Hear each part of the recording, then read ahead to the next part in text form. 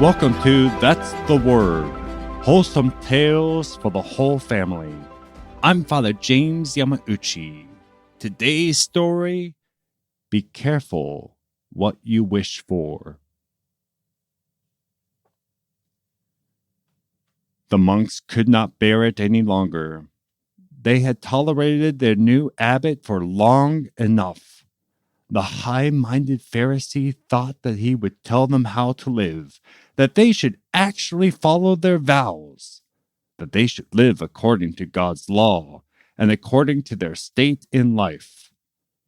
They had enjoyed considerably more freedom before he had come. Back then, they could do whatever they wanted. Now, they actually had to try to live lives of virtue. What kind of life is that?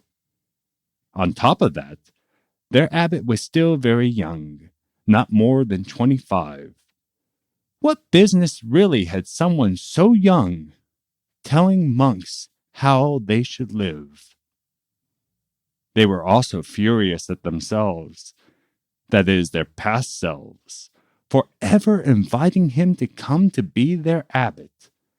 How they cursed themselves as they thought about how they had begged and pleaded with this youth to come to be their abbot, falling all over themselves to bring him to the monastery.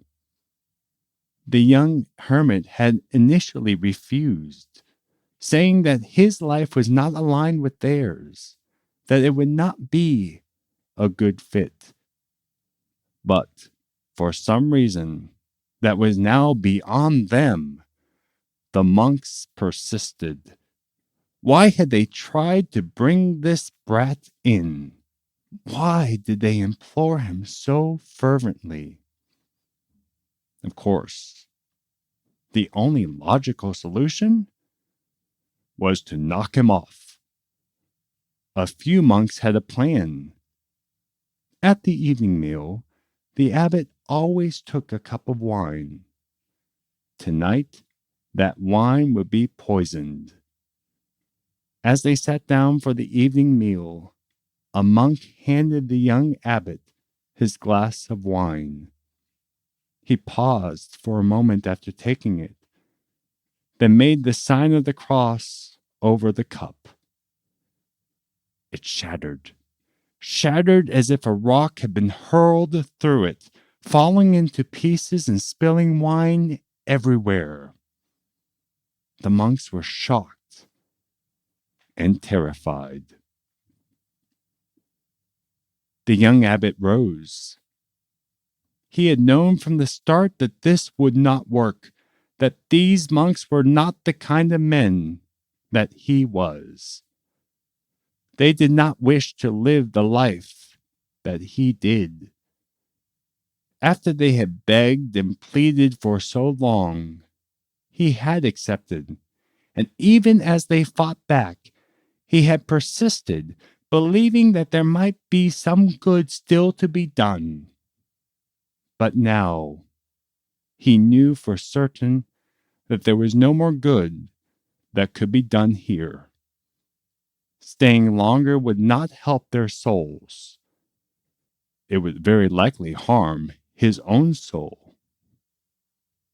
Calmly, he spoke to them.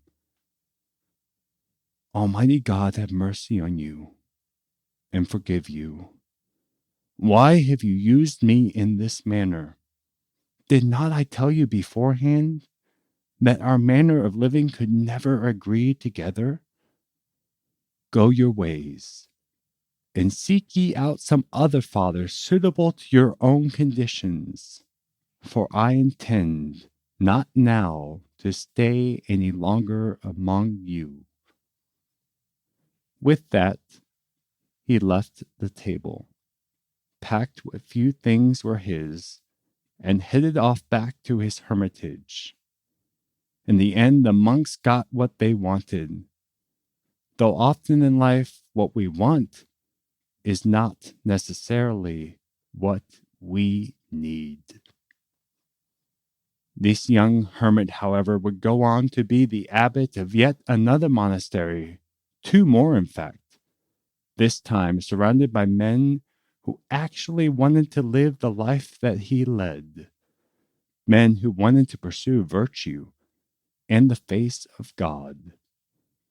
This young hermit, who at a young age fled the world and his studies to draw closer to God in poverty and solitude, soon found himself surrounded by companions wishing to lead the same life. His guidance of these men and the rule he wrote established him as the father of Western monasticism, a young hermit named Saint Benedict of Norcia. And for this week, that's the word. Back to Norcia, there's a beautiful monastery that was actually refounded by an American Benedictine named Father Cashin. And it's so amazing to go on retreat to Norcia. It literally is like a small medieval town. And I remember walking outside the city wall. I mean, it's a small town, but outside the walls at night, and it's just so quiet. You can see all the stars. And so one of my classmates from the North American College is actually one of the monks now in Norcia. So he decided to go from diocesan life to religious life. And one of the things that Norcia is very famous for, the monks produce beer. So he was actually the brewmaster for a while. And so the North American College seminarians help support the monks by purchasing some of their beer. You can do that to this day. Go visit their website. It's called Bira Norcia, but it's spelled BIRRANURSIA.com. Or if you just type in to a Google search the monks, Benedictine monks at Norcia, Norcia, that will also work. But isn't it fascinating that they're making alcohol, and our story was about St. Benedict blessing alcohol that saved his life? It's a very important thing. Always give thanks before your meal. You always need to give thanks before your meal. That's exactly right. The last thing I will say is if you ever go to Norcia, what's amazing is they are famous for their pork. And that's where you get the Norcina pasta with pork. And there's a great little place right outside the old monastery. I hope it's still there, based upon what happened to their town with the earthquakes.